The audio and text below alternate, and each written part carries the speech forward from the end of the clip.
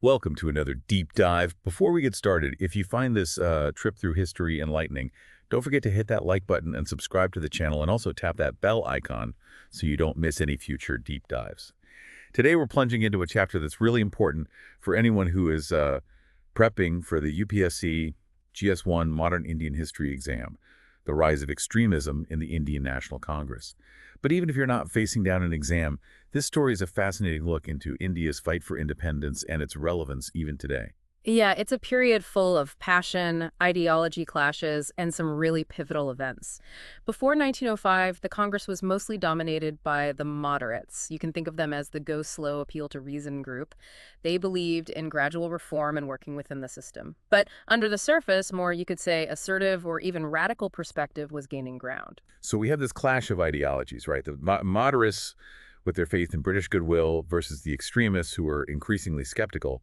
What were some of the things that pushed this shift toward a bolder stance? Well, one powerful influence came from the socio-religious leaders. Leaders like Ramakrishna Paramahamsa and Swami Vivekananda weren't just spiritual figures, they were catalysts for social change. They ignited a sense of swadharma, fulfilling one's duty to the nation, and swaraj, which means self-rule. These ideas resonated particularly among the educated elite and planted the seeds for a more assertive national identity. So it wasn't just abstract ideas, though, was it? I mean, India in the late 19th and early 20th centuries was facing some very real challenges. Absolutely, yeah. Devastating famines and the bubonic plague ravaged the country, and many Indians felt that the British government wasn't doing enough, or just weren't capable of an effective response. Even some moderates, like R.C. Dutta, began to question British competence, and the assassination of the plague commissioner, Mr. Rand, shows the simmering anger and frustration that was building. And then comes Lord Curzon onto the scene. He implemented a series of policies: the Official Secrets Act, the Calcutta Corporation Act, the Universities Act, all seemingly designed to tighten control, curb nationalist sentiment. It's like he poured gasoline on an already smoldering fire. You could definitely say that. His policies backfired in a major way. They alienated Indians even further and pushed many towards a more radical stance. The irony is he was trying to strengthen British control, but he ended up fueling the very movement he wanted to suppress.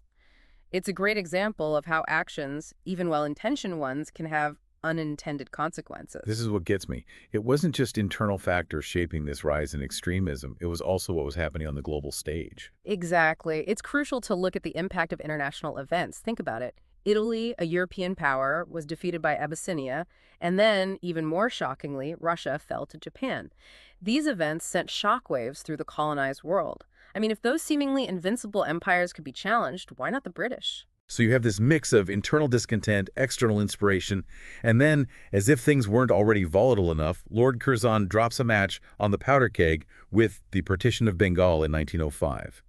Now this, for our listeners preparing for those UPSC exams, this is a big one. It is. The partition, officially justified for administrative efficiency, was widely seen as a tactic to divide and weaken Bengal. Bengal was a center of nationalist activity. Imagine if today your state was suddenly split for seemingly arbitrary reasons. The outrage would be immense, right? That's the kind of sentiment the partition fueled. So it's like poking a hornet's nest. Now, amidst all of this turmoil, we see the rise of some truly remarkable figures who come to embody the spirit of extremism. The Lal, Bal, Pal trio, Lala Lajpat Rai, Bal Gangadhar Tilak, and Bipin Chandra Pal, each one a powerhouse in their own right. They were. Each played a unique role. Tilak, known as Lokmanya, revered by the people, he was a master at mobilizing the masses. He famously declared, "Swaraj is my birthright, and I will have it." What a slogan, right? He also brilliantly used religious festivals like Ganapati and Shivaji festivals to spread nationalist ideas, turning those cultural events into platforms for political action. And then you have Lala Lajpat Rai, the Lion of Punjab. He was known for those fiery speeches, unwavering opposition to British rule. His defiant cry, "Go back, Simon," during a protest against the Simon Commission, truly captured the growing spirit of defiance. And then there's Bipin Chandra Pal, a gifted writer and orator. He advocated for complete autonomy. He shifted from those moderate to extremist views. He was really a voice of those changing times, articulating that growing discontent and the yearning for true self-rule. These are just a few of the prominent figures that emerged during this time. You also had Aurobindo Ghosh, who eloquently stated, "Political freedom is the life breath of a nation." There were many others like Rajnarayan Bose, Ashwin Kumar Dutt, and V.O. Chidambaram Pillai, each contributing to the momentum. It's important to remember that this extremist camp wasn't a monolithic entity. There were diverse viewpoints within it. But they were united in that belief that India deserved complete independence and that bolder action was needed to get there. Absolutely. It wasn't just about these individual leaders. It was about a fundamental shift in mindset. There's a growing conviction that passive resistance wasn't enough. India needed to assert its right to self-determination, but in a more forceful way. Right, so we have the stage set backdrop of social and political unrest, inspirational events happening globally, and these powerful leaders are emerging. But to be clear, both the moderates and the extremists ultimately desired Swaraj, right? It was the how and the when that divided them. Yeah. Precisely. Both groups deeply loved their nation, but they had different visions for the path to freedom. To really understand this period, we need to look closer at the key differences between these two camps. Imagine two different recipes for the same dish. You might have some overlapping ingredients, but the proportions and the techniques, they lead to very different outcomes. So let's break it down for our listeners, especially those who are prepping for the UPSC exams. It's all about nuance, right? Absolutely. So let's imagine a table. Okay, so on one side of our table, we have those moderates. They believed in the inherent goodness of British rule, at least to some extent. Advocated for appealing to British conscience, working within the existing system to achieve, gradual reforms. Think of them as those patient negotiators, seeking that incremental progress. And on the other side, we have the extremists who had a more, I guess you could say, skeptical view. Right. They saw British rule as inherently exploitative and believed that real change could only come from asserting India's right to self-rule, even if it meant pushing boundaries, challenging the status quo. Exactly. Now, look under the methods column of our table. You see the moderates, they favored things like petitions, very politely worded appeals, working through those legislative councils. They believed in engaging with the system to bring about change from within. Whereas the extremists, they were about action, agitation, Yeah. mobilizing the masses, using boycotts, strikes, public demonstrations to really exert pressure. They weren't afraid to, make some noise, disrupt the status quo. Yeah, and this difference in approach really stemmed from their views on Swaraj. For the moderates, Swaraj was a long-term goal, something to be achieved gradually through reforms, concessions from the British. They felt like India wasn't quite ready for full independence, that there needed to be a period of preparation under British guidance. The extremists, though, saw Swaraj as a birthright. Yeah. Something that was unjustly taken away and needed to be reclaimed, not begged for. They argued that Indians were capable of governing themselves, and that any delay in getting full independence, that was unacceptable. Exactly, and this brings us to another really crucial point of difference, that approach towards the masses. The moderates, they were cautious about mobilizing large numbers of people. They feared those mass movements could easily, get out of control, lead to violence, and that might actually harm the cause. So they preferred to work with a smaller, educated elite who they felt could effectively articulate India's grievances to the British. The extremists, though, they wanted to engage the masses. Absolutely. They saw the potential power in a united Indian population, and they believed that mass movements were essential for putting pressure on the British, and just demonstrated that widespread desire for self-rule. They weren't afraid to tap into those raw emotions, even if it meant risking some unrest. It's almost like two groups today trying to solve a problem, say, climate change. One group might advocate for incremental policy changes working within, the existing framework, while the other group is demanding a radical systemic overhaul.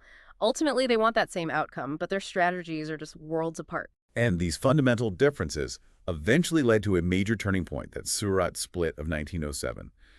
This wasn't just a disagreement. This was a complete rupture within the Congress. UPSC aspirants, take note. This is significant. It is. The tension, it had been building for years. Lord Minto, the viceroy at the time, he started negotiating with the moderates about potential reforms, which alienated the extremists even more. The extremists saw this as appeasement, a betrayal of the cause. Then there was this debate over where to hold the 1907 Congress session. A minor detail, it seems, but it really symbolized that growing divide. It did. The extremists, they favored Nagpur. The moderates preferred Surat. A real clash of styles, clash in personalities even, and ultimately a clash of ideologies. And when the Congress finally convened in Surat, things descended into chaos. Tilak tried to address the gathering, but was met with resistance from those moderates, and the session actually erupted into a physical confrontation. The Congress, which had been that main platform for these national aspirations, it split into two factions. It's like watching that classic divide and rule tactic play out. It was. The British were very good at exploiting divisions within Indian society, and the Congress split, it played right into their hands. They offered these minor concessions to those moderates through the Morley-Minto reforms of 1909, and that just drove a wedge further between the groups. So the Surat split, a significant setback for that Indian independence movement. But this extremist phase, it wasn't just about immediate political gains or losses, was it?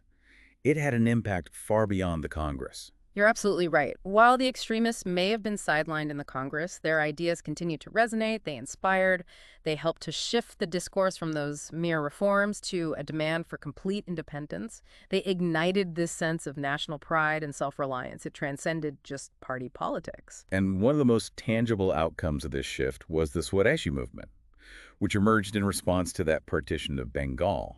This wasn't just a political movement, though, was it? It had a cultural and economic dimension. Yeah, absolutely. The Swadeshi movement was about more than just boycotting British goods. It was about reclaiming India's economic and cultural autonomy. It was an expression of economic nationalism, hitting the British where it really hurt their wallets. So instead of appealing to British goodwill, it was about creating this parallel system, undermining British economic dominance. And it was about fostering that sense of national unity. Exactly. It was about empowering Indians, economically, but also psychologically. It was a demonstration that they could produce their own goods, manage their own affairs, ultimately shape their own destiny. It's really interesting how it tapped into both the economic and the emotional drivers. It wasn't just about practicality, it was about making a statement, asserting that identity as Indian, taking pride in their heritage. It really resonated on multiple levels. And it resonated even more powerfully because it was very skillfully interwoven with a broader cultural revival. Extremist leaders like Tilak brilliantly used traditional festivals, those Ganapati and Shivaji festivals, to promote national pride, unity.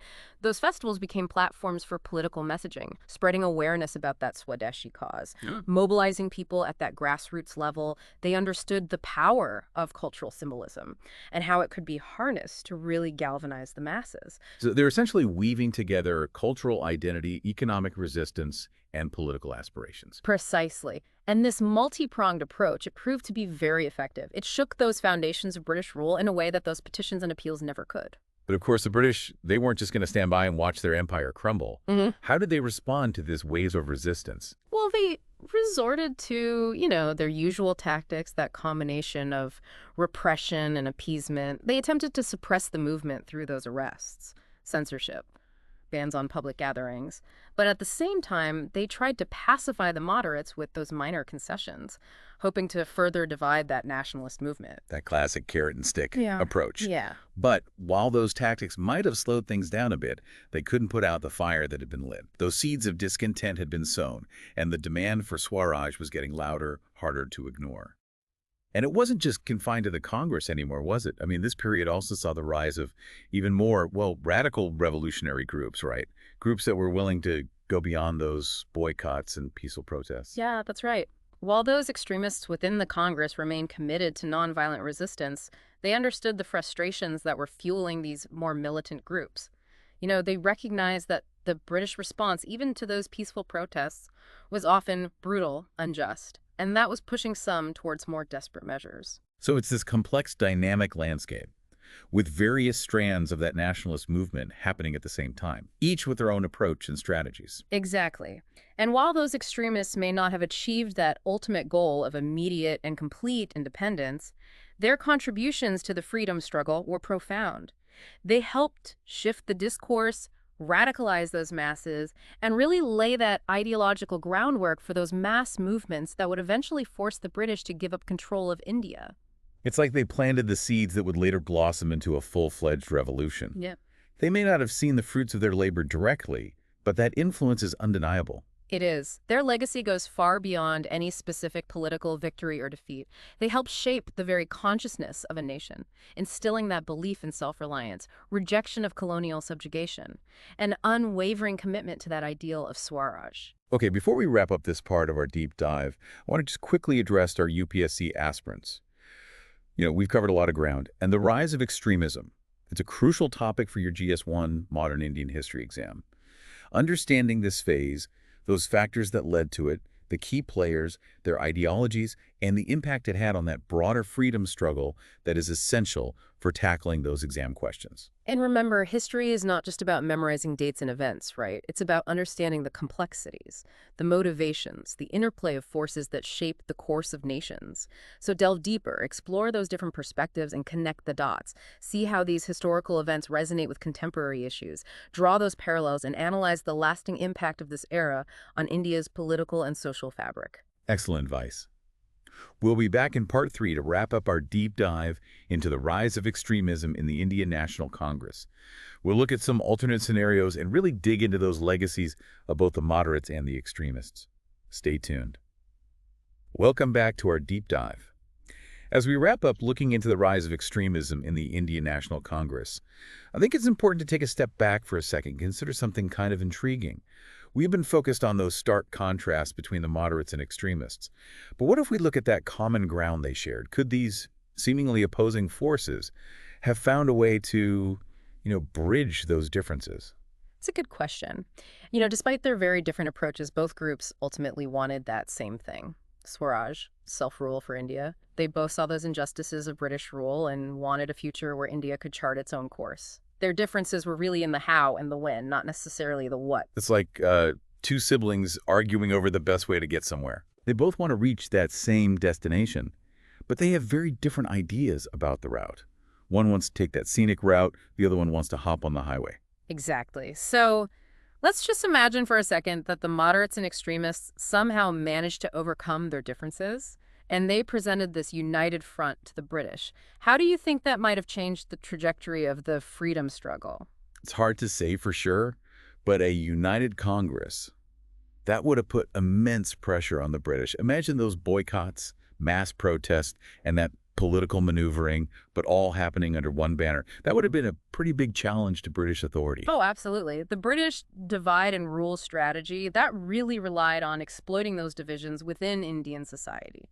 A united Congress, they might have had to give more substantial reforms, and earlier. It makes you wonder if that split actually helped fuel the rise of those even more radical, revolutionary groups who just saw the Congress as too fragmented to be effective. Possibly, yeah. When those mainstream avenues for dissent are blocked, or they're seen as ineffective, then some people are going to be drawn to more extreme measures, for sure. That Congress split might have created a space for those groups to come in. So even though those extremists were kind of pushed to the side within the Congress after that Surat split, their impact, it went beyond just politics. They didn't just pave the way for future movements, but the very fact that they challenged the moderates might have shaped the whole freedom struggle in ways that, they couldn't even imagine. You're right. History is full of those unintended consequences. And the rise of extremism, well, it's a good example of how even division and conflict can sometimes have unexpected, far-reaching effects. Well, we've come to the end of our deep dive into the rise of extremism in the Indian National Congress. It's been quite a journey, hasn't it? Exploring those ideologies, personalities, and all those events that shaped this really key period. I especially hope that our UPSC aspirants out there are feeling a bit more prepared to tackle this topic for their exams. And for everyone who joined us just out of curiosity, we hope you learned something new and interesting about this chapter of India's fight for freedom. Don't forget that history isn't just about the past. It helps us understand the forces that shape the world we live in today, and even those that will shape our future. So keep exploring, keep asking those questions, and keep diving deep.